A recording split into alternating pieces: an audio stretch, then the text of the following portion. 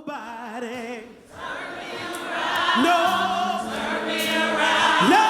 Turn me around. I'm gonna let nobody turn me around. I'm gonna keep on walking, keep on talking, walking on freedom land. Ain't gonna let nobody turn me around. No. Turn me around. No. Turn me around. Gonna let nobody turn me around. I'm gonna keep on walking, keep on talking, walking up the freedom land. Ain't gonna let no governor. Welcome and thank you for joining us for a powerful conversation 50 years after the Kerner Commission, the soundtrack of the struggle, using music to build the moral fusion movement. We're going to begin with a presentation by Dr. Alan Curtis, president of the Eisenhower Foundation, on the Kerner Commission. Thank you to Bishop Barber and Reverend Liz for their leadership and to the Mellon Foundation for its support. In the mid-1960s, our nation experienced protests in Los Angeles, Detroit, Newark, and over 150 other American cities. In response to the protests, President Johnson formed the bipartisan National Advisory Commission on Civil Disorders. It was called the Kerner Commission after its chair, then Governor Otto Kerner of Illinois. The Kerner Commission concluded that the cause of the protest was white racism. Dr. King and Senator Robert Kennedy endorsed the commission's findings, and then they were assassinated. The Eisenhower Foundation recently released our 50-year update of the Kerner Commission, titled Healing Our Divided Society, and published by Temple University Press. Thank you for Bishop Barber, who kindly keynoted our launch event. We concluded that America has made little progress in reducing racial injustice, economic inequality, and poverty. In many ways, we have gone backwards. Since the Kerner Commission, for example, deep poverty, income inequality, wealth inequality, public school segregation, and mass incarceration of people of color has increased. White nationalist movements have strengthened. The pandemic has made life disproportionately worse for people of color and the truly disadvantaged.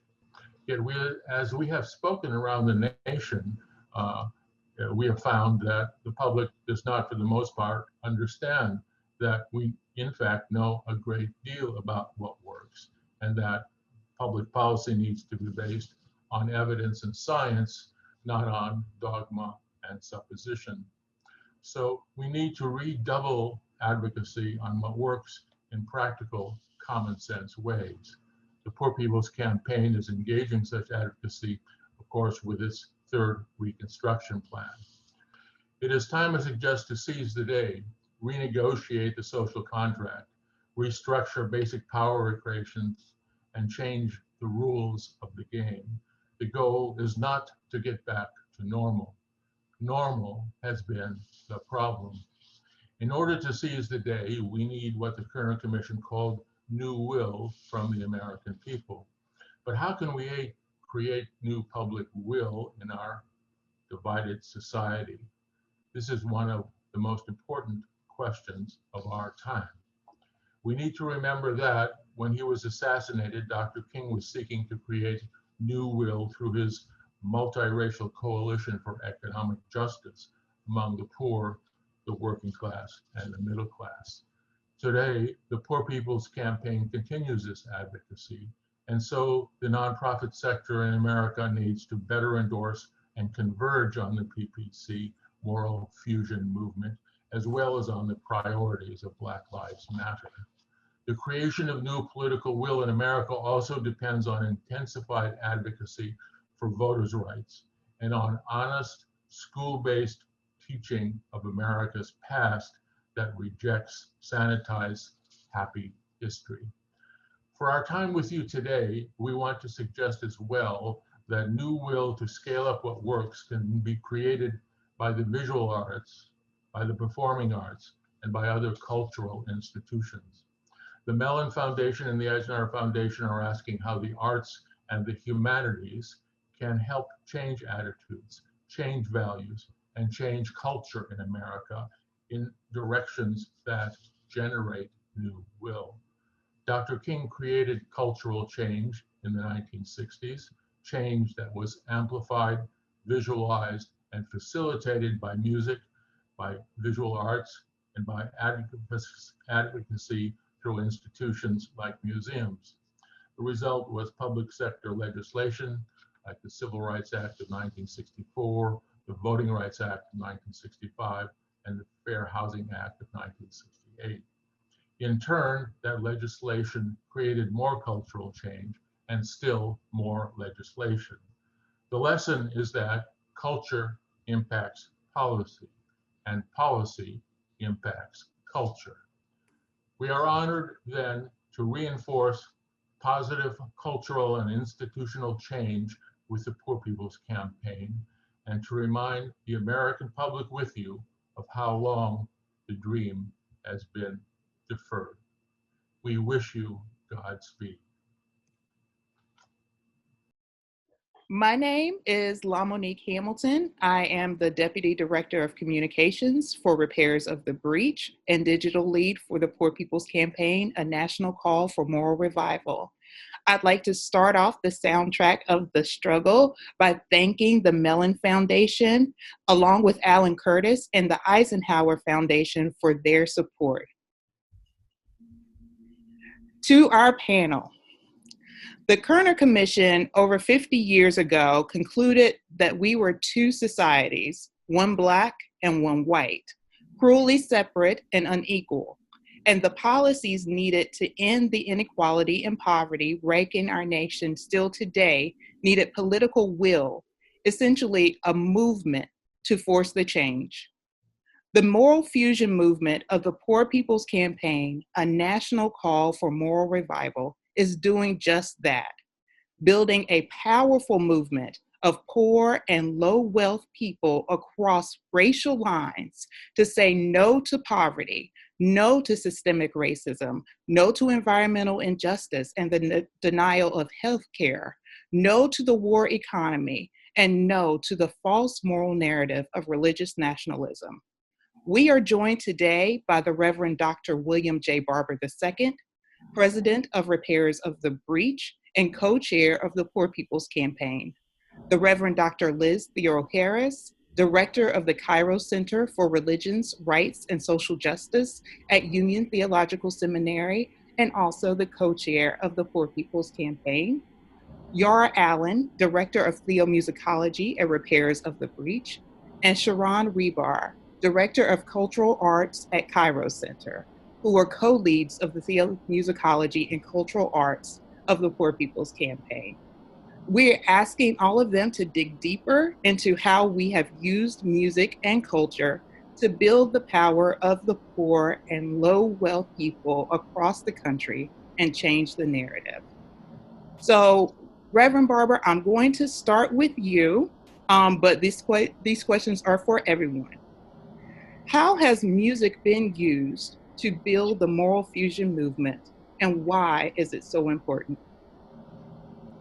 Well, first of all, let me thank you and thank all of the people, the Mellon Foundation, Eisenhower, and of course the panelists who are here, and particularly Yara Allen and Charon, who are much more capable at drilling down in this because they embody it. And whenever you embody something, you're always more capable of identifying an expression.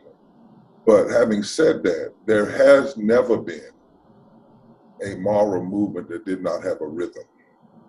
Sometimes, or music, sometimes it's the pain is so great, you have to sing it before you can say it. You have to play it. You have to play in the minor key. But then sometimes the battle is so necessary, you have to play in another key, a key that gives you courage, a key that allows, and you sing in a way that allows the people to become one so that they can go out and face sometimes what may be death. They sung in the Methodist Church before they went across the Edmonds-Bettis Bridge. And then sometimes you just have to sing as a way of enduring. Hold on just a little while longer. But every movement, whether you look at when the Bible says, even when God was working, the morning stars sang together. Yara has taught me that even the spinning of the earth has a sound, has a rhythm. We may not be able to hear it, but I once was looking at a program one night with people listening at space. Space has a sound if you can find the right instrumentation to hear it. When they came through the Red Sea, the first thing Miriam did was led the people in a song. When Mary heard that she would be blessed and highly favored, and what that would mean to have a child that would be challenged and eventually crucified, she sang. The prophets of ancient Israel were singers. If you read their lyrics, they almost sound like 6th century rap artists, hip hop artists, in the way in which they processed information. Jesus sang on the cross. He was pulling up from the ancient psalm, the Hallel Psalm, Psalm 111 to Psalm 118. The slave song, some person said that the song Amazing Grace is one of the few songs that can be played with only the black keys. And they said that the writer who wrote that song, who later became an abolitionist, really picked that up from the moans and groans and the singing of the slaves that he heard in the slave ships. And so singing has always been more than singing. It has indeed been theomusicology. Even our secular music has theo in it. When Prince talks about 1999, if you look closely inside of that song, he's also referencing that which is divine. So we've had to sing the blues, we've had to sing to hold on, we've had to sing to get better. There's an ancient text in the Bible, in the book of Kings, that says before the prophets can even preach, you have to bring forth the minstrel, bring forth the singers to create a certain prophetic atmosphere. You listen to Dr. King on the March on Washington, he was singing, I have a dream. He was literally singing that sermon. And the last night that he was with us, I might not get there with you, but he was what Yara and I used to talk about with Aretha. He was worrying the line. He was slowing the pace and singing the speech out in a way that it penetrated the souls, the minds, and the hearts of the people. And so for us to be a moral movement, we had to have a song. Not as an addition, not as a afterthought, but literally we have to teach people how to sing the issues, sing their pain, sing their power, sing their struggle, sing the battle hymn. Every movement has to have a moral movement, has to have a battle hymn. We won't be silent anymore. Somebody's hurting our brother. We won't be silent anymore. Keep your eyes on the prize and hold on. Battle hymn. Before I be a slave, I'll be buried in my grave. Battle hymns. When you're going to take up nonviolent action, you don't have the weapons of the world. You have the weapons of a spiritual warfare that are not carnal, but they are mighty. Make them hear you. Make them hear you. One of the great songs of movement. And so in every way, I don't know of any place in history where you attempt to have a moral movement that is going to focus on love, justice, truth, liberation, that does not make you want to sing. That does not make you want to move in rhythm. That does not make you want to carry a tune. That does not make you want to hold arms and lock hands with other people and sing until the very walls of oppression tremble, because they cannot understand how in the face of such aggression and oppression, we can still sing. Amen. Amen. Reverend Liz? So I think when it comes to the work that the Poor People's Campaign and National Call for Moral Revival has done, you can see how we have come together through and with song. Each of our mass meetings begins with and throughout and ends with song. Each of our meetings begins with, throughout, and ends with song.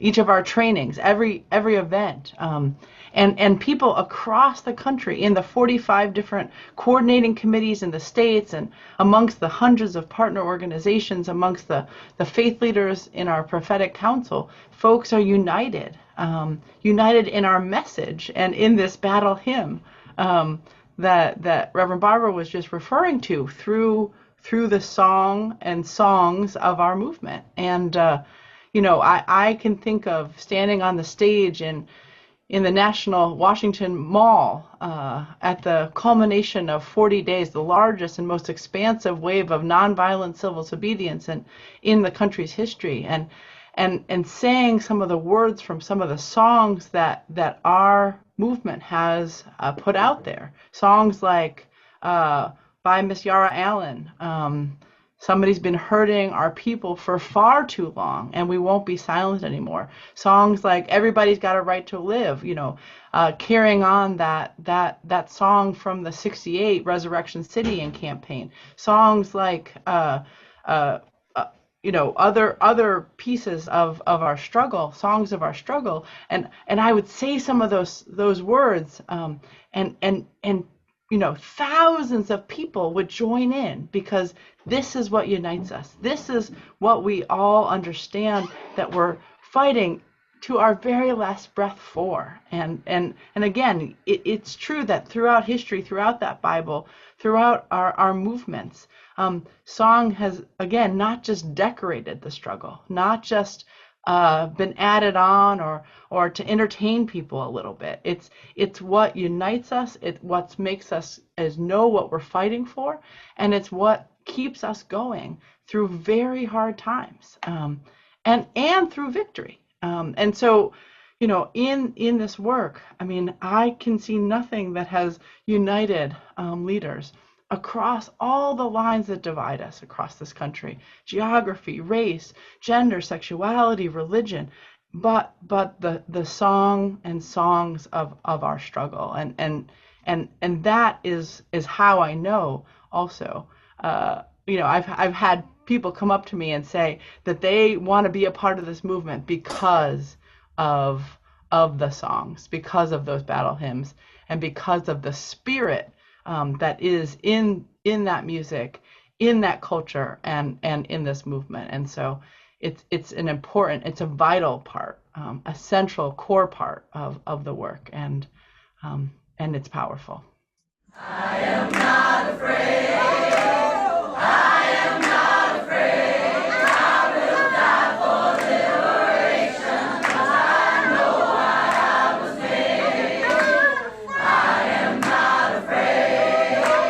I am not afraid. I will die for liberation, 'cause I know why I was made.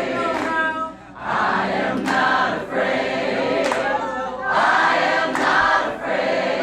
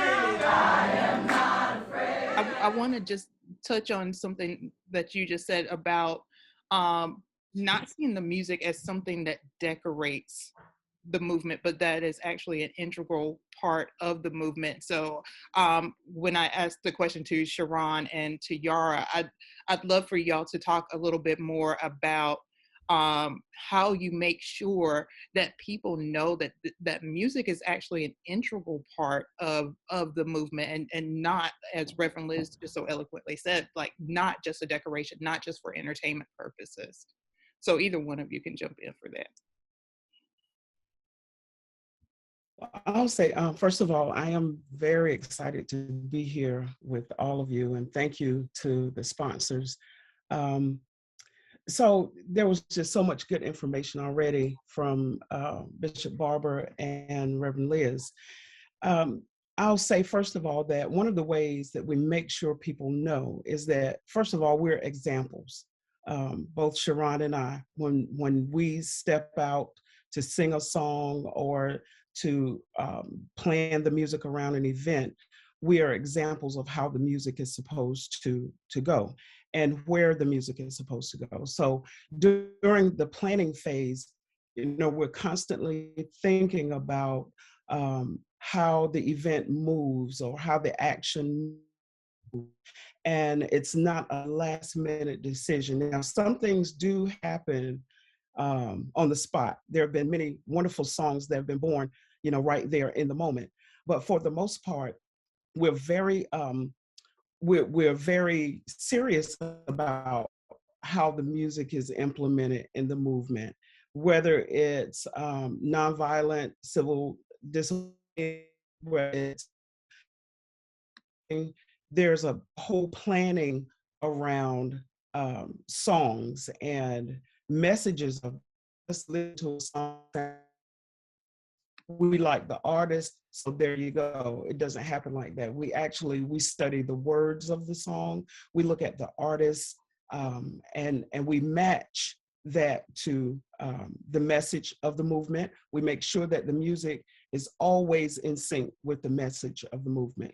And so it's implemented that way. I also want to say that Reverend Barbara mentioned a scripture early on, and Reverend Liz touched on it as well in principle.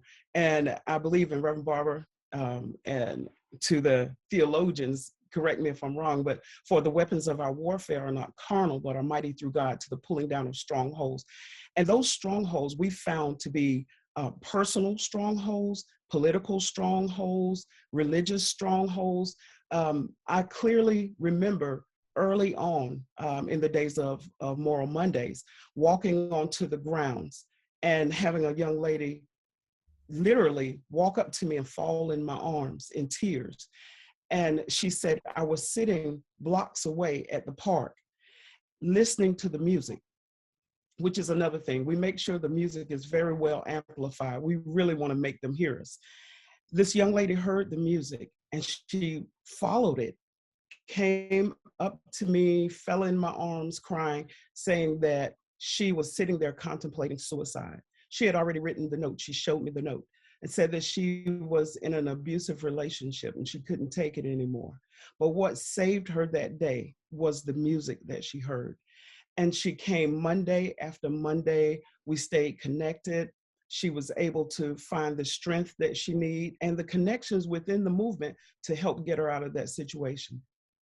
And so those strongholds are not always the obvious strongholds that we see, but music can seep into places like water. Like, you see the ocean, but what's happening with that water in those crevices and places that we don't always notice is amazing. Yeah. We don't want war, we want justice. Justice will bring about peace. We want to live in a world without fear. Hear us, war cease, war cease.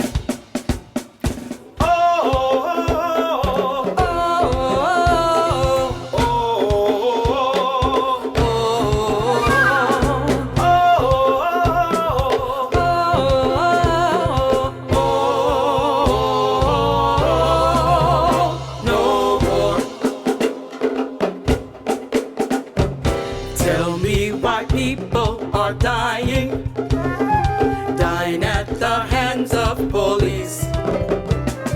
Why can't we live in a world without fear? Hear us, war cease, war cease.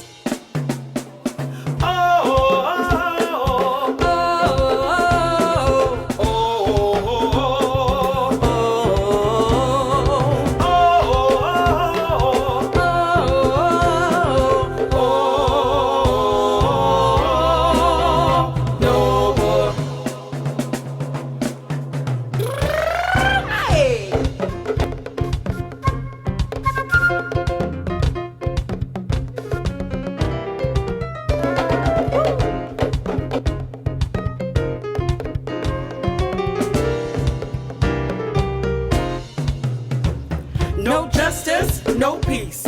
No justice, no peace. No justice, no peace. No justice, no peace. Woo!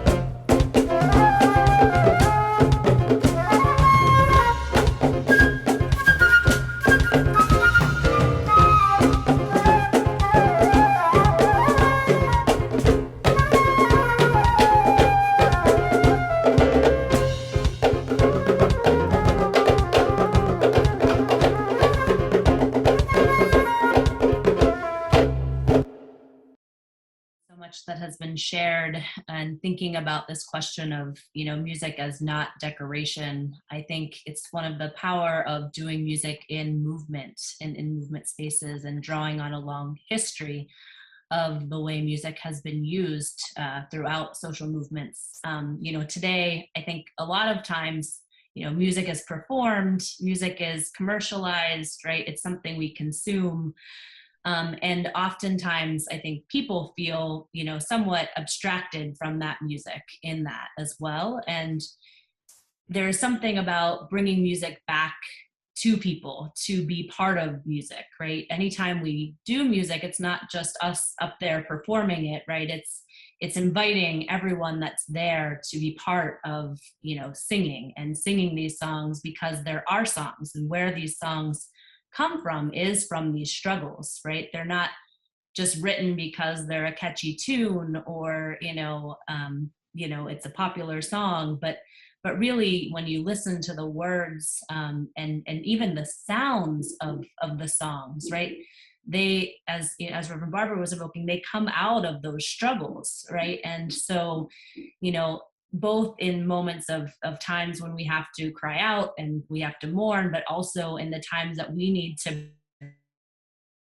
bring righteous anger, or the times that we need to hold each other in, you know, in the joy of the work that we're trying to do, and the belief that we know something else is possible. And so I think in all of that, you know, being able to create music together and invite people into actually, you know, being part of the music and singing these songs, whether it be in a you know, a mass meeting or out on the streets, you know, that all of us have to lift our voices. And as we say, you know, to create one band and one sound, like that's part of what it means to not just be kind of the decoration or alongside, but these are the songs that keep us going every day. You know, oftentimes when we're getting ready to do an action, you know, I'll send out to our team a song that morning to just get our minds centered and ready, because we need that, you know, ourselves, as well as to be able to call out these messages and this history that stands with us in these songs, you know, so that others can hear it and be invited in as well.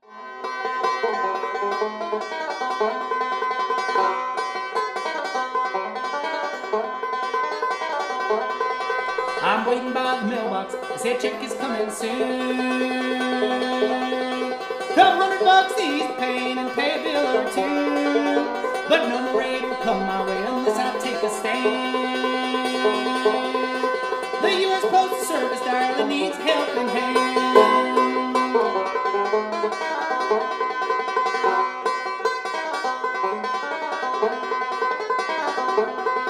Oh, won't you heed this message? Won't you hear my mournful cry? It's hard to keep your wits about with all this death and dying, but harder times will come our way, on this you can't rely. Unless we learn to not be fooled by all dreadful lies. Our government is doing a disservice to us all.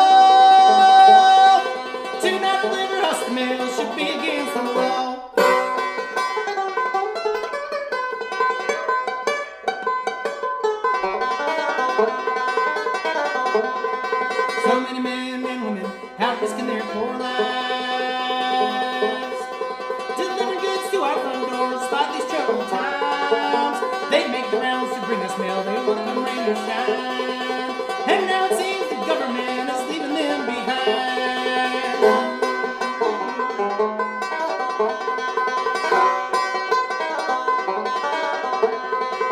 I too have lost my livelihood, I'm struggling day by day. All of the Sam will bail me out while poor crooks are safe. In times like these it's fair to say we'll need new ways to hope. But if the postal service dies, my friends, that's all she wrote. They're well aware of what's to come and choose to do us wrong. If the U.S. Postal Service dies, our right to vote is gone. It's time for us to make amends before it is too late. So pull upon the U.S. Postal Service for God's sake.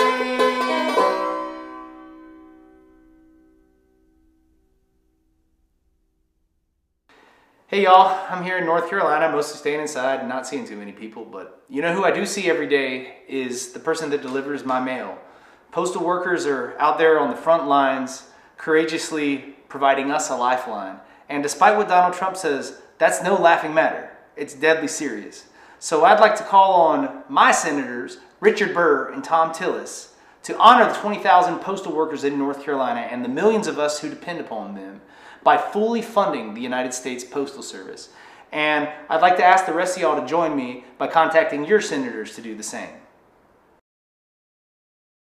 If the U.S. Postal Service dies, our right to vote is gone. It's time for us to make amends before it is too late. So pull upon the U.S. Postal Service for God's sake. Can I say a word? Sure. You know, when I think about just listening to Yara and Charon, you know, they are kind of the Pentecostal element of the movement. And what I mean by that is spirit. You know, to inspire doesn't just mean you make somebody happy. It means to literally put spirit in them, put courage in them, to insert. And in the Pentecostal movement that I grew up in, my mother's side, there was always certain people, and they had to be deeply versed in the faith. They had to be people who had gone through some things, and they had the credibility to sing, and they were called on to set the atmosphere. You knew when they got up to sing, it was more than just a song. They knew what they were singing about. They had been through something. As somebody said, some people know the song, other people know the Savior. They say that in the tradition. And so one of the things our Theomusicologists do is they set the atmosphere and they change the atmosphere. Now, what do I mean by that? When we started in Mar Mondays early on, and we came into and we brought her to Poor People's Campaign, remember y'all people wanted to say, well, why has she always got to be near you?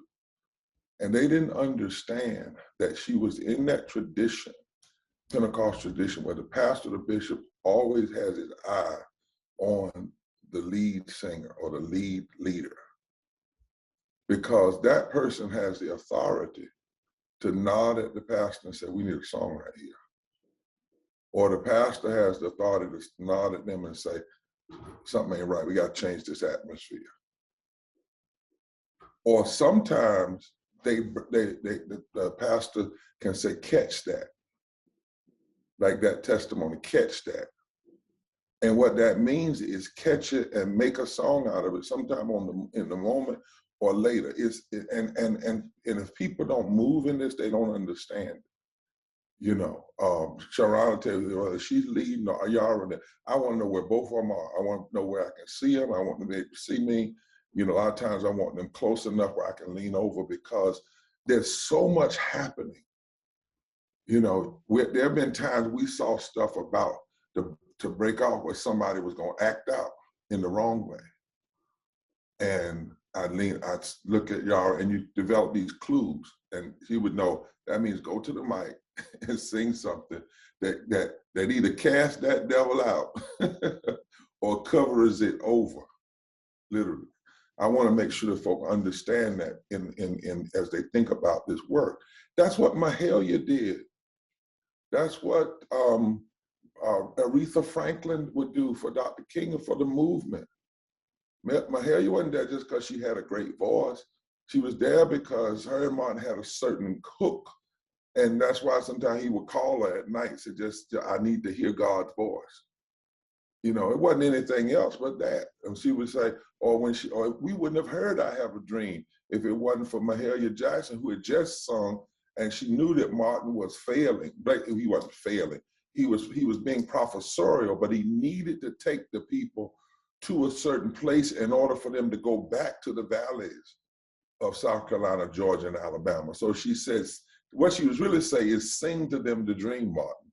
Mm-hmm. They need to hear that, right? That's really what she was saying. And Theomusicologists, you know, every movement and movement leaders, it was no surprise to me when I first met Liz. The second person I met was Charon, and she was around. I said, Liz got a little Pentecostal in her. Yeah, because there ain't no preacher that's of their salt, ain't no moral leader not gonna have somebody around them that has the song and the song of the movement. A couple other things I wanted to mention is that, you know, movements, as I said, songs sometimes set the atmosphere. Songs sometimes they give signals. You know, we sung the song so much at a certain time, make them hear you, that people knew exactly what to do when they heard the first note of Make Them Hear You in Moral Monday. They knew automatically we're getting ready to go in, we're getting ready to face the people, get into open up the aisles so that the people that are going to do civil disobedience, you didn't even have to say it. Nobody had to go to the mic. After we had sung that and done it 2 or 3 times, they knew that was the song. And I can remember, and then songs keep you, even when you're not at a rally. You remember, y'all, one time we got on the plane and we both walked on the plane, and as soon as y'all got on the plane, somebody started singing, on the plane. We had to stop them, you know, but it was, we didn't even know those folks. They knew this, they knew the music, they didn't know me, they knew her. And they started singing on the plane. And so right there, we kind of felt like we were okay. You know, like we had folks, we had people, you know. Now we didn't know their name, but we knew their rhythm. We didn't know their name, but we knew their note, right? We didn't know their name, but we knew their lyrics. And we knew that those notes, rhythm, and lyrics were like a 3-braided cord that connected us. And so that day when we sat down, we were able to say,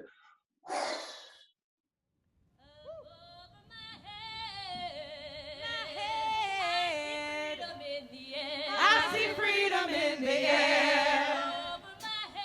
Up over my head. I see freedom in the air.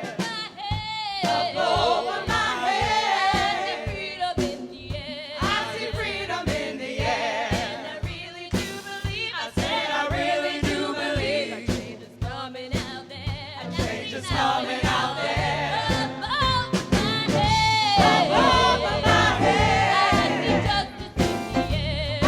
Justice in the air. Up over my head. Up over my head.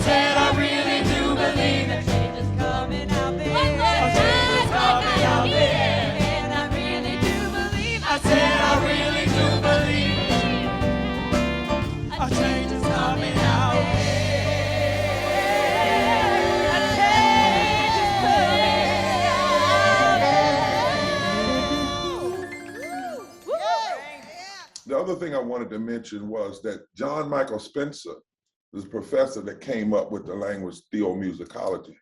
He was at Duke one time, and he looked at the music and secular and sacred, and he said that many times you can't tell where the points are, the stops are.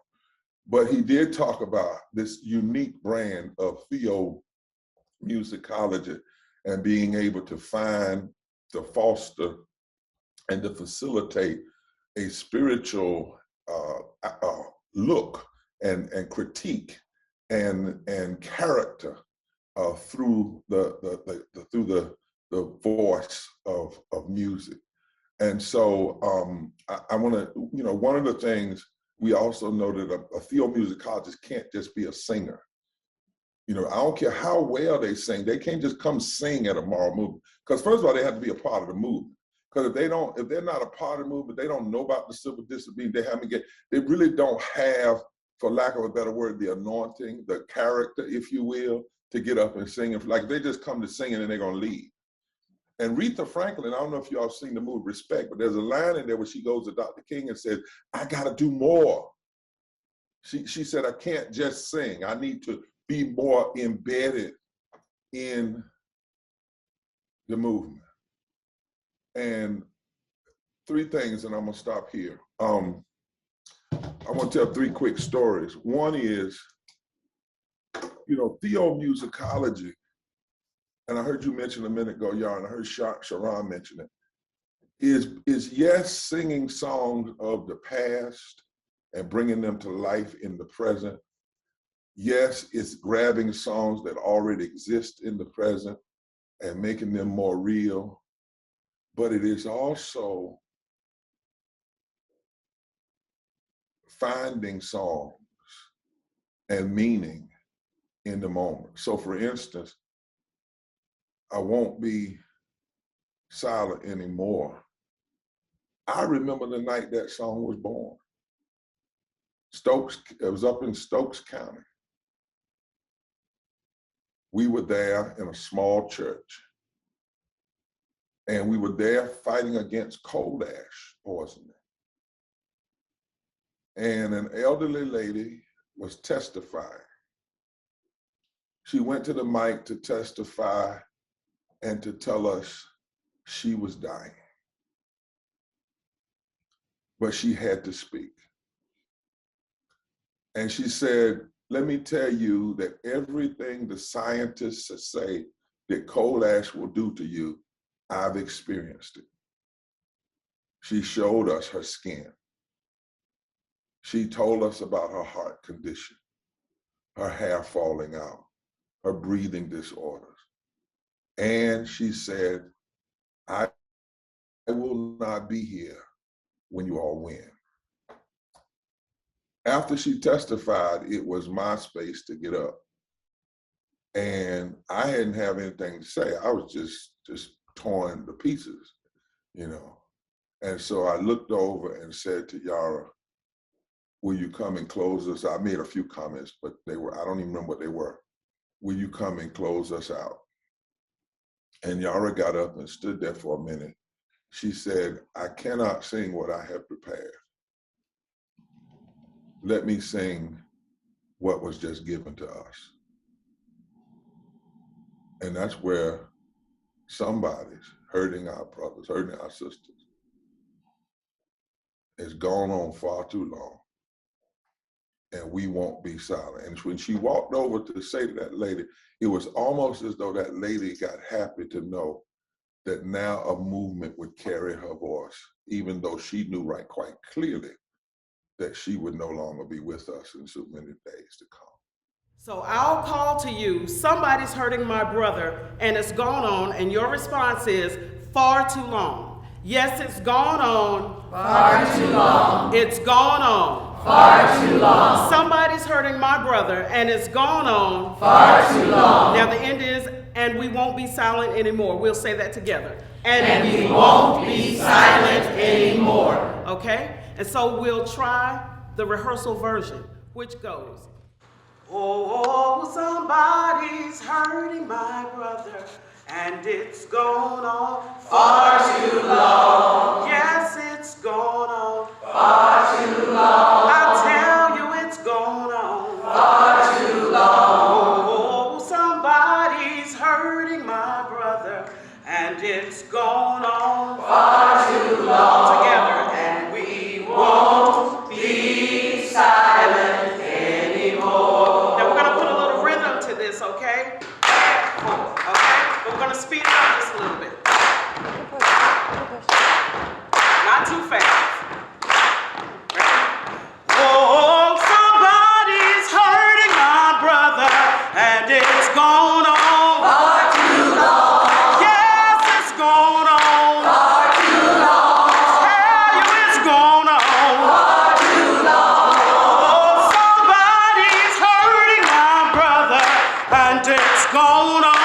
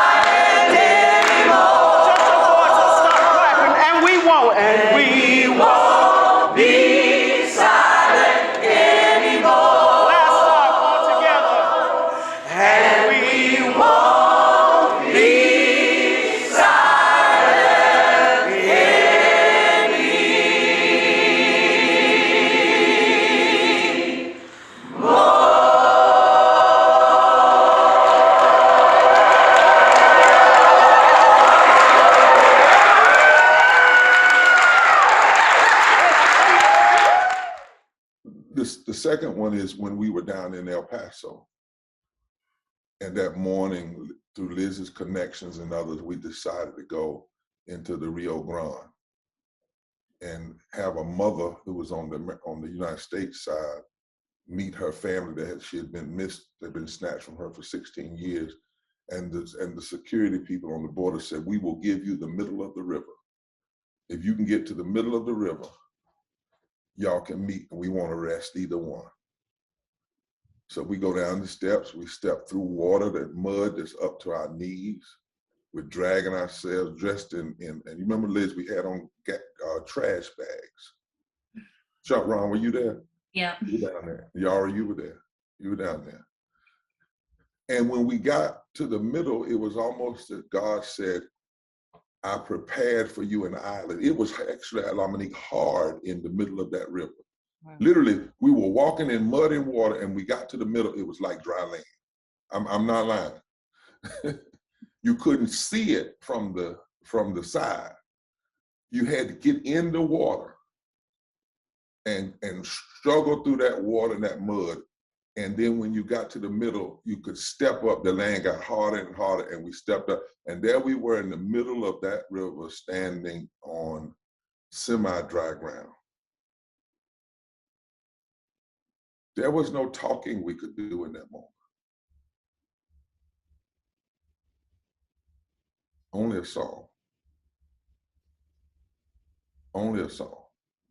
There was talking we could do after the song. But at that moment, the movement had to sing. And Charon and Yara led us in song. And then we were able to talk. There are some moments that the cadence of a talking voice does not fit. Only the rhythm of a singing voice. Yeah. Taking a second. Because Reverend Barber, you're right, like right in the spirit, of actually where I wanted to go next, and just really wanted to capture more of this idea of, like you said, like catching the spirit, like, you know, being in a space to actually have the anointing, having the experience to carry the anointing of it.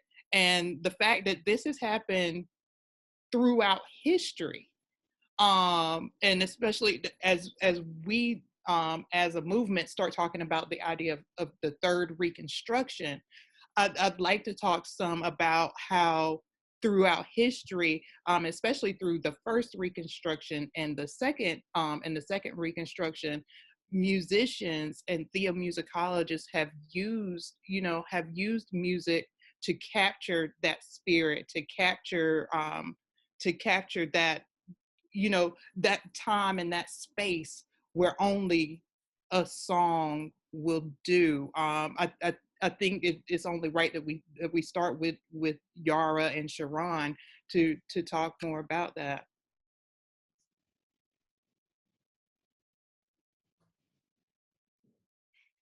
Me to start. Yeah, I mean, I think, you know, to me, one of the things that brings up is, in some ways, the power that music, you know, builds on that history, and is something that carries us through that history and teaches us from movement to movement. And so thinking about a particular song that has a history, I think in this very arc of history that you're bringing up, you know, and it's something that, you know, is carried out in both in song and echoed in sermons, right? And it's the Battle Hymn of the Republic. You know, and a song that Reverend Dr. King actually in his last sermon, you know, calls out, "Mine eyes to see the glory of the coming of the Lord." You know, and that song being one that was birthed in the abolitionist movement, you know, and sung by you know, both, you know, in many verses, right? It was the Battle Hymn of the Republic, but it also became, you know, a battle hymn for the Black Union soldiers. It became a song lifting up John Brown in that period, right? And it took on these different verses of that song, but to that tune. And I think your point of like that in these moments, like, right, words aren't often enough, that tune was echoed and had power, right, in these different communities as they started to evoke, you know, that same spirit of the song and wrote new verses to it. But that song then continues, right, from that first Reconstruction period and into the into the 30s even, right, when you have Solidarity Forever is birthed from that same tune. You know, and there is something about that, right? We both learn the history of our movements and see how we're connected to these same struggles while they might take different forms. But as we hear those words, there's something that moves us into action as well, right? And so, you know, that song continues to take on different shapes. And there was actually a verse and version that was written during the first Poor People's Campaign, right, too, by the welfare rights women, and that was sung and continued. It hasn't become as popular probably as the Solidarity Forever version, but again, just like what is embodied in these struggles is, you know, is the need to be compelled into lifting our voices, right? And that the music gives us a space and connects us to, right? One of the songs that we sing today, you know, that was as a more recent movement song and written by the Peace Poets, but it, you know, it says, "I have not come here alone.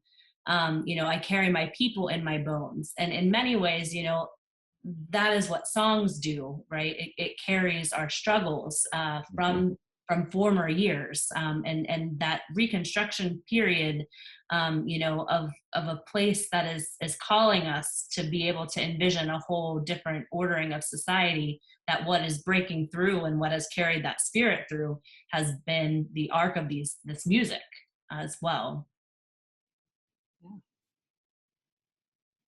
Yara? But also, yes, definitely, Charon, all of that. And to, from what you're saying is, I have a problem. I think I've expressed this several times when people say this is not your grandma movement or this is not your mama's movement. It definitely is my grandmother's movement. It is my mother's movement. And I suspect that it will be my grandson's movement. We carry those songs that were birthed at different periods of time were preserved for us.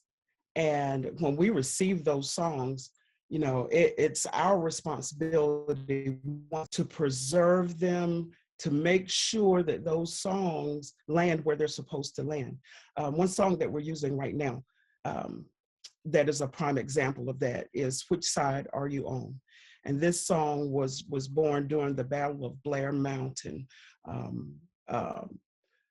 And this was like the largest labor uprising in the United States since the Civil War. And so when this song came from the mountains, it has specific verses about that battle.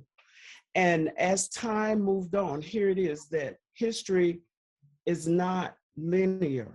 I mean, we move in cycles. We move in circles and cycles. So it has goes back to a point where we need to lift that same song. Which side are you on? The beauty of it is that it has gotten a different energy along with the millennials who have come and embraced it and have, put a little spin on it. But it is the same spirit that we sing that song in right now. And so when we look throughout history, I think one of the important things is that we always know the issues. We always know the issues, and that those issues come through loud and clear in the music.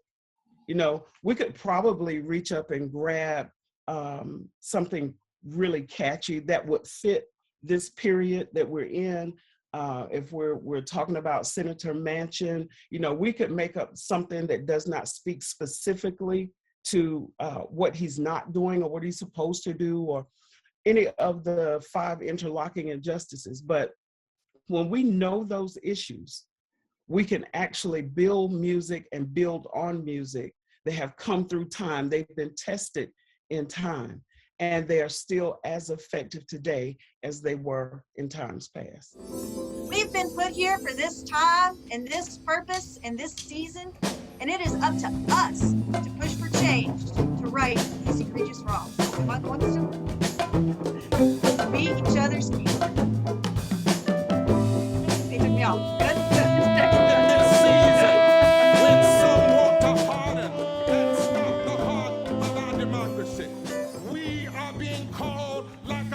Mothers and fathers to be the moral defibrillators of our time. Love is here, hope is here, truth is here, we are the change. Love is here, hope is here, truth is here, we are the change. Love is here, hope is here, truth is here, we are the change. Love is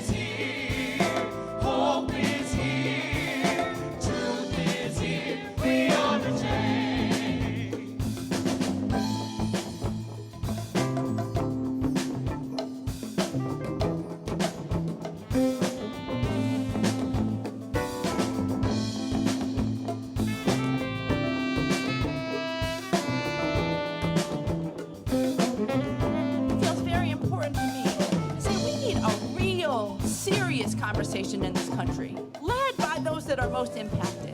And I love this question of, does the Bible say anything about what nations, what Caesars are supposed to do? Because Matthew 25 says, I was hungry to the nations, not to a church, not to a charity, not to an individual. I was hungry. And what did your nation do? Third Reconstruction, a moral revolution. Together we can be the hope and the solution. Third Reconstruction, expand democracy, a moral revolution. Reconstruction breaks us free. Third Reconstruction, a moral revolution. Together we can be the hope and the solution. Third Reconstruction, expand democracy, a moral revolution. Reconstruction breaks us free.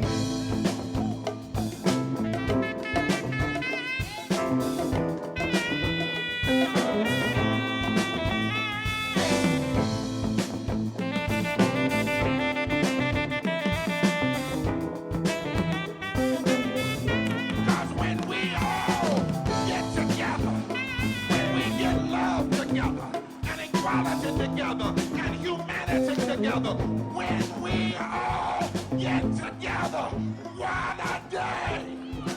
What a day! What a day of justice! Oh, get together! What a day of justice that will be. When we all get together, what a day of justice that will be. When we all get together, what a day of justice that will be. When we all get together, what a day of justice that will be. Love is here, hope is here, truth is here, we are the change. Love is here, hope is here, truth is here, we are the change. When we all get together, what a day of justice that will be. When we all get together, together. what a day of justice that will be. When we all get together, what a day of justice that will be. When we all get together, what a day of justice that will be. When we all get together, what a day of justice that will be. When we all get together, what a day of justice that will be. When we all get together, what a day of justice that will be. When we all get together, what a day of justice that will be. Take it.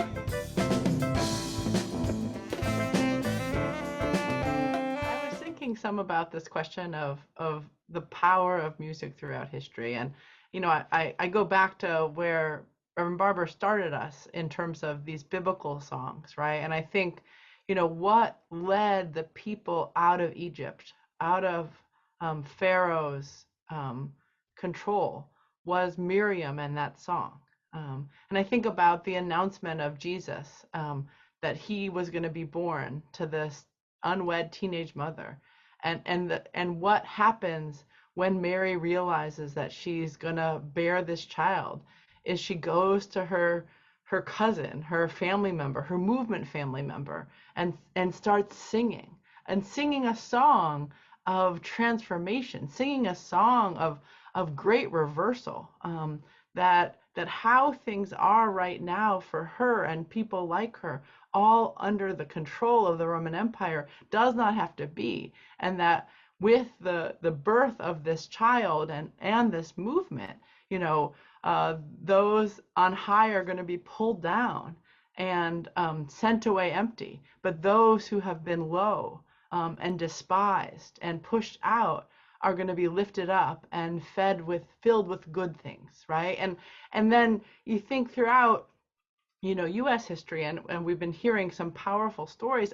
I think about the Southern Tenant Farmers Union, in these sharecroppers, black and white, in the rural South, who got a bum deal out of the time before and the time following them, but who organized themselves in these revivals, and they wrote their own songs, and they organized and worshiped together, and that's what united them, and that was what that was how people came to know that they could organize, across these lines of division, across race, organize poor white people, poor black people in the rural South. It was through that history and through that singing. And again, some of those songs and some of these other songs that we're hearing in this conversation today are, the continuation of that. And it's true that as we build this third Reconstruction, as we fully address these issues of racism and poverty, of ecological devastation, the denial of healthcare, of militarism, and this false moral narrative of religious nationalism from the bottom up, that indeed the way we're going to be able to do it is how those before us have done it, which is through coming together and organizing together and singing together and leading together and marching, through the water together, and how people know that we're in this movement together is by that long lineage of people that have come before, and as Yara said, that will come after, but who will carry on, this song of freedom, or these songs of freedom, because indeed, that's how we got to where we are, and it's how we're gonna also be able to win. Yes. Dominique, too, the song, as you're right, also gives the movement courage. Because sometimes when we're in the movement, I mean, we get tempted to capitulate, we get tempted to compromise, and then we go among the people and they're talking about no war, not, well, maybe a little bit of war. So the song helps you sing yourself back to your idealism. I won't be silent anymore. Not, well, we don't have to keep talking so much. No, but I wish instead of praying in Congress, sometimes they would sing. They get the right song, because songs literally can bring you back to your place of idealism, of courage. When we say, ain't gonna let nobody, just emphatic, ain't gonna let nobody. And then you start adding on, they ain't gonna let no governor, ain't gonna let no racism. And what it actually does is that music helps to keep you from capitulating and compromising or careening in the face of obstacles. My mother is a musician, a musicologist, and one day she said to me, that movement gonna make it, boy. I said, what do you mean mama's gonna make it? She said, because they can sing. And I knew what she was saying at a deeper level, because I have seen her over life, times in life when it was hard, and I would wake up and I would just hear her playing on the piano.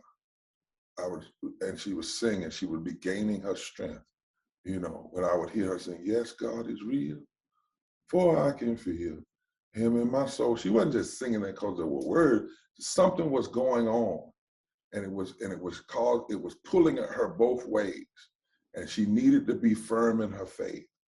And so she would sing herself either back to courage, or she would sing herself into courage. And so the music is so important in that regard. But the music also is connecting. I never will forget when I heard the young people, which side are you on, my brother? They had changed it up a little bit, Yara. And I sat down with a group of them and said, y'all know y'all cousins to the white folk in Appalachia. And one of the black kids said, no, we're not. I said, yes, you are. No, we're not. I said, well, you singing your cousin's song. I said, did you know it was a white woman who first wrote the lyrics of that song when they were after, watch this, when the police were after a husband? They said, what? I said, yeah, she was facing police brutality. The same thing you all out here marching against, police wrong, you call for police reform. Well, in the night, this woman hid her husband because the sheriff, because it's in the original song, the lyrics, he talks about the sheriff was gonna beat her husband down because he was an organizer and fought for the minor. And when she got him out of town, she said, which side are you on? So that's why you can't have a Black Lives Matter movement that doesn't also connect to Appalachia. The song has already done the work. That songs have done the work. Songs are ahead of us often. And the rhythm of the song and the pull of the song is sometimes far ahead of us. Maybe the song can see in a way we can't see with our physical eyes.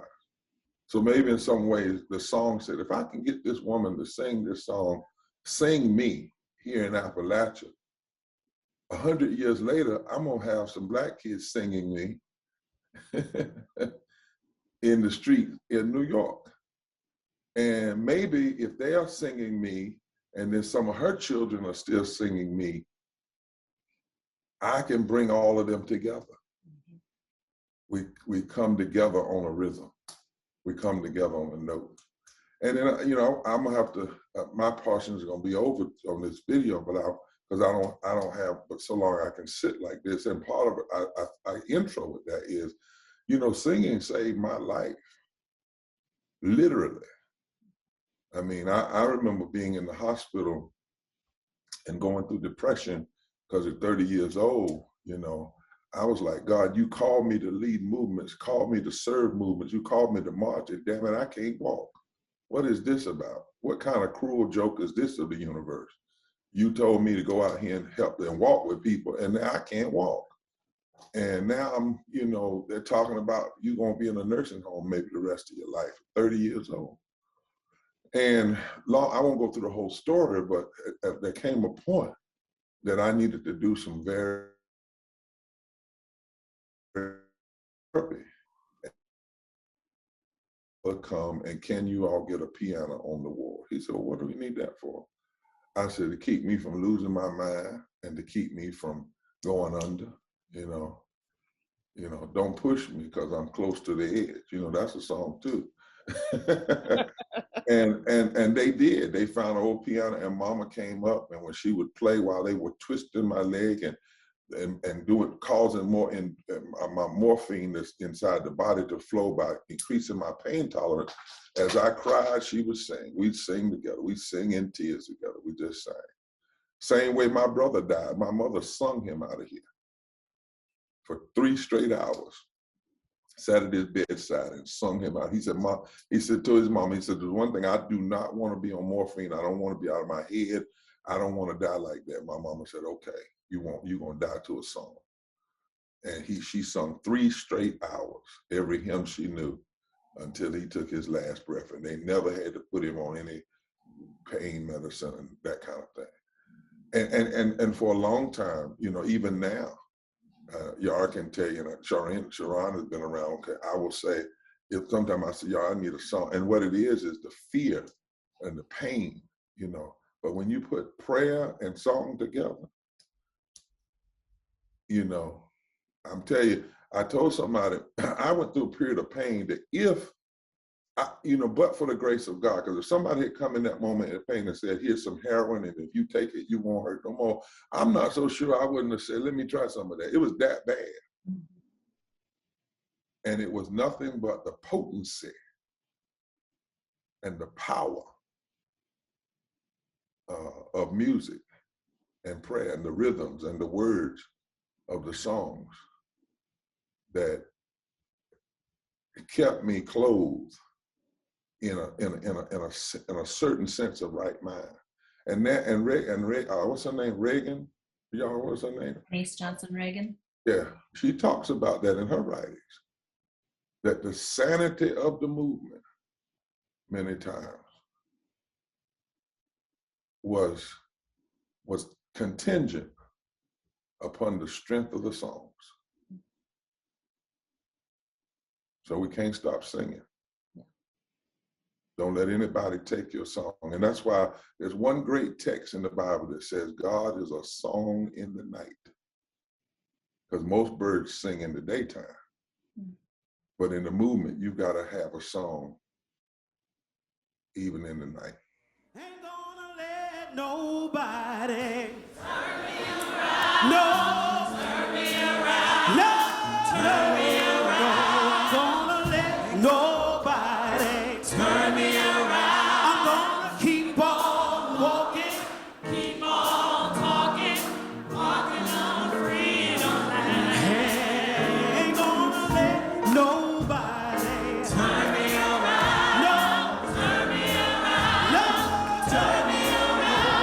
I'm gonna let nobody turn me around. I'm gonna keep on walking, keep on talking, walking up the freedom land. Ain't gonna let no governor turn me around. No, turn me around. No, turn me around. Gonna let no governor turn me around. I'm gonna keep on walking, keep on talking, walking up the freedom land. Ain't gonna let no jailhouse turn me around. No, turn me around. No, turn me around. Gonna let no jailhouse turn me around. I'm gonna keep on walking, keep on talking, walking up the freedom land. Ain't gonna let nobody turn me around. No, turn me around. No, turn me around. Gonna let nobody turn me around. I'm gonna keep on walking, keep on talking, walking up to freedom land. I ain't gonna let no closed door turn me around. No, turn me around. No, turn me around. Gonna let no closed door turn me around. I'm gonna keep on walking, keep on talking, walking up to freedom land. I ain't gonna let nobody turn me around. No, turn me around. No, turn me around. Ain't gonna let nobody turn me around. I'm gonna keep on walking. I'm gonna keep on talking. I'm gonna walking up to freedom land. Ain't gonna let no senator turn me around. No, turn me around. No, turn me around. Gonna let no senator turn me around. I'm gonna keep on walking. I'm gonna keep on talking, walking up to freedom land. Ain't gonna let nobody turn me around. No, turn me around. No, turn me around. No, ain't gonna let nobody turn me around. I'm gonna keep on walking, keep on talking, walking up to freedom land. Ain't gonna let no handcuffs turn me around. No, turn me around. No, no, turn me around. Ain't gonna let no handcuffs turn me around. I'm gonna keep on walking. I'm gonna keep on talking, walking up to freedom. Let me hear you say, I ain't gonna let nobody turn me around, turn me around, turn me around, turn me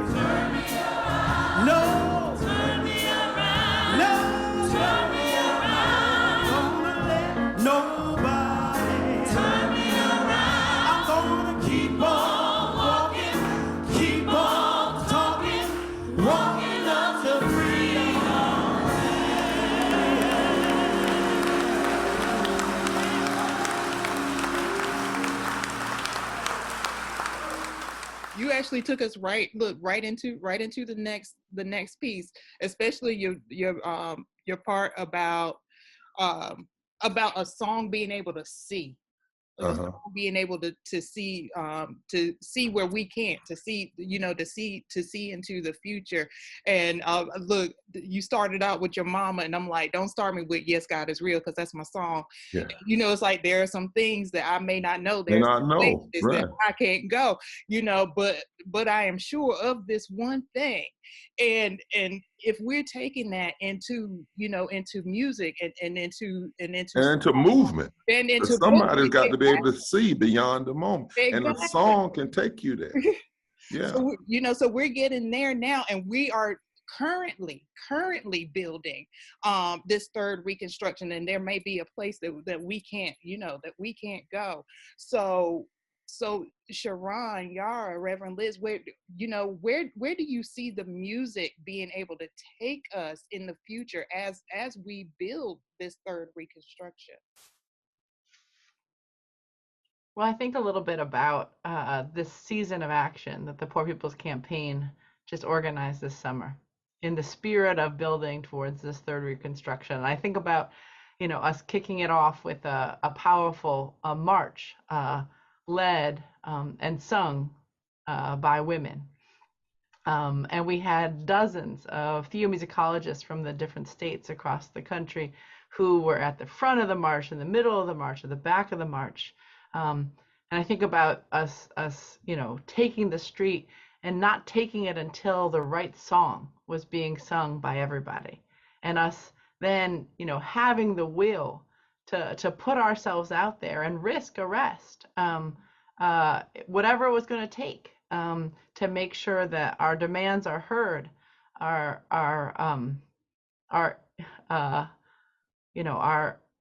kind of that we're able to make a noise and say, we're out here and it doesn't have to be this way, and we're going to organize. And I think about, the whole process of that march and of that action, and of over 100 women, risking arrest and being arrested in nonviolent civil disobedience, and then them having to process folk.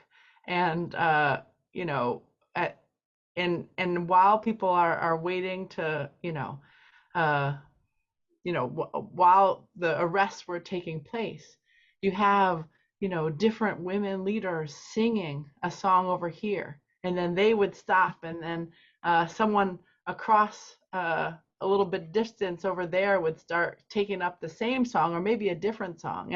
And then I look around, and this is in Washington, D.C., right near the U.S. Capitol, not that many months after these violent rioters, tried to subvert this democracy. Some of these same police officers were fearing for their lives in that riot, in that takeover of the Capitol. And those same officers, multiracial, different ages, you could see them singing, at first under their breaths, but then a little bit louder, the songs of our movement. And that's what a third Reconstruction being birthed into existence, starts to look like.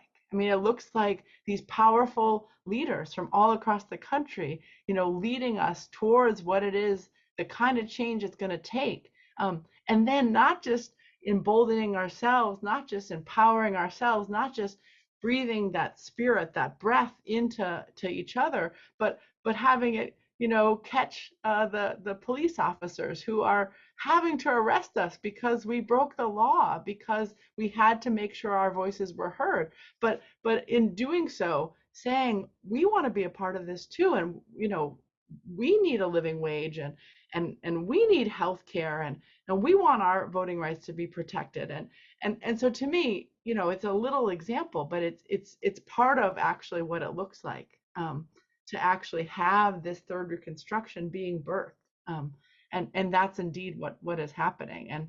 And so, it starts, and it's carried through with the kind of spirit and song that has the power to, again, as we heard Reverend Barber say earlier, have walls tremble, and have and have people from many different walks of life and many different sides of an issue all come together and be united and kind of move forward together. Charon? I was gonna let Yara go, but I'll go.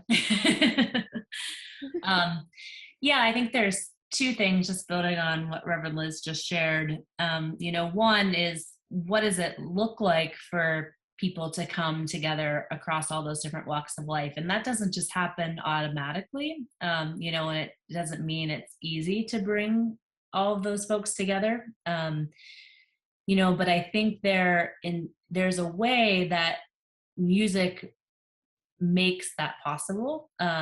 It's not the only thing that makes it possible, but it is one of the components and a necessary piece, because I think there is something that happens both, quite frankly, physically and like in science, where our hearts actually begin to sync as we're singing and we start to breathe together, right? There's something transformational that happens when we can get into that space.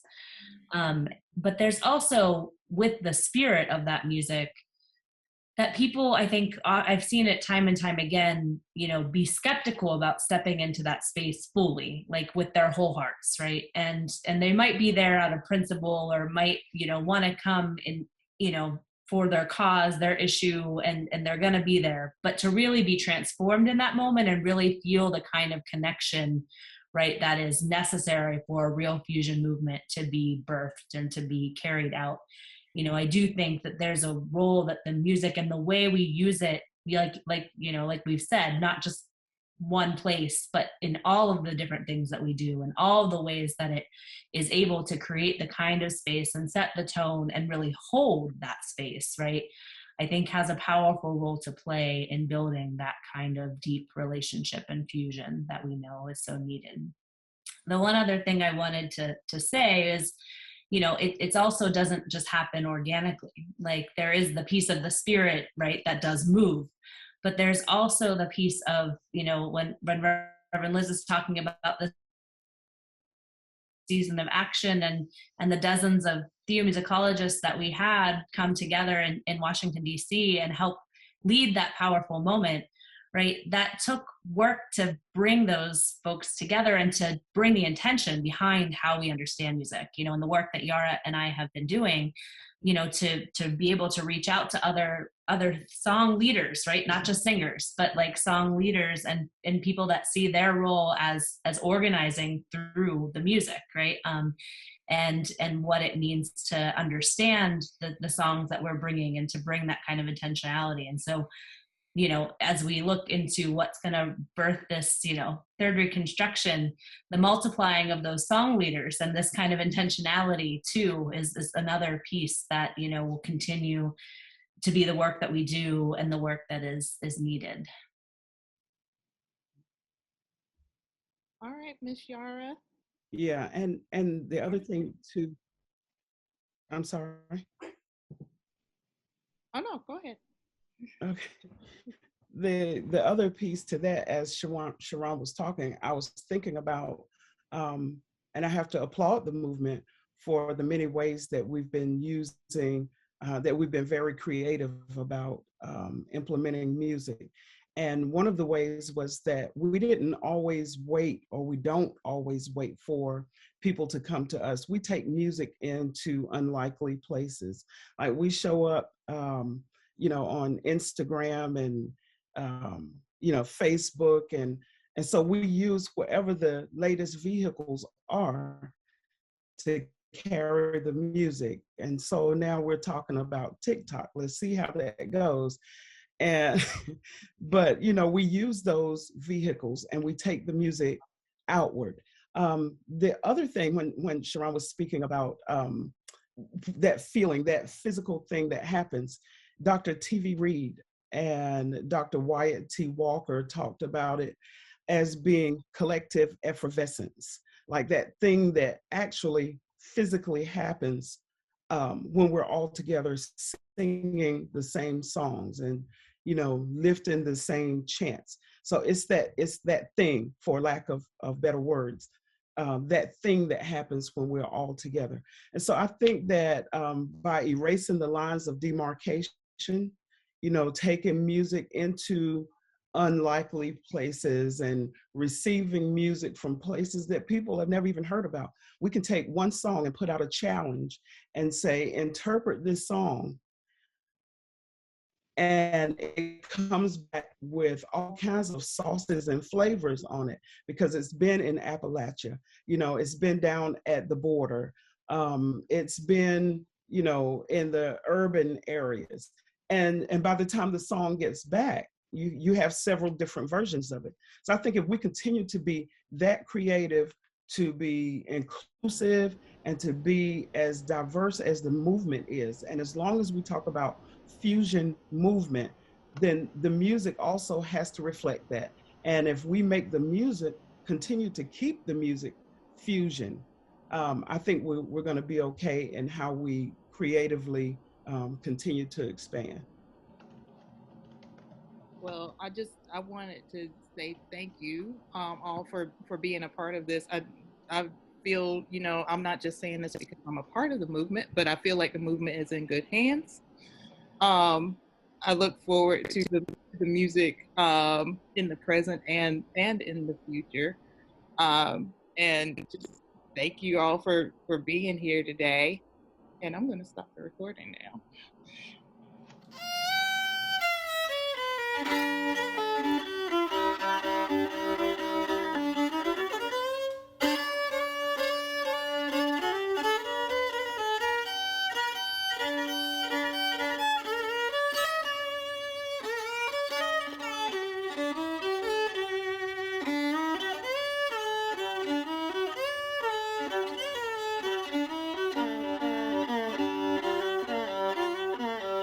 I'm going away. I'll be back some old day. I'm going away. I'll be back some old day. I'm going away. Please don't move where I lay. I worked so hard all this life. Don't know the sin that gave me this life. But now I lay down, 'cause God gave me the right. I'm going away. I'll be back some old day. I'm going away. I'll be back some old day. I'm going away.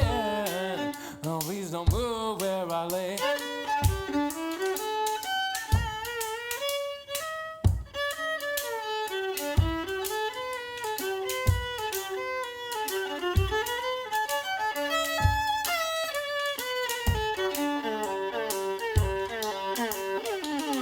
When I rise, he will have my eyes. When I rise, she will have my eyes. Lord, please let them have easy lives. Right now, I'm going away. I'll be back some old day. I'm going away. I'll be back some old day. I'm going away. Please don't move where I lay.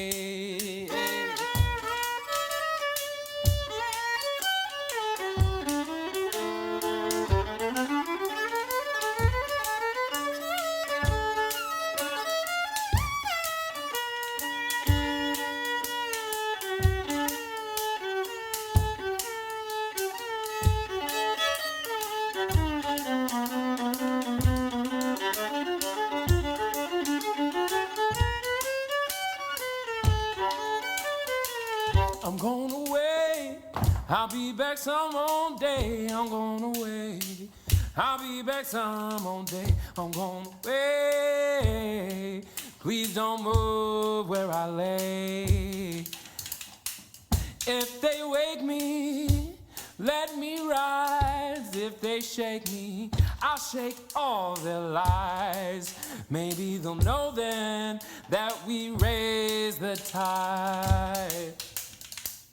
I'm going away. I'll be back some old day. I'm going away. I'll be back some old day. When I come back, you won't know my face. You won't know my face.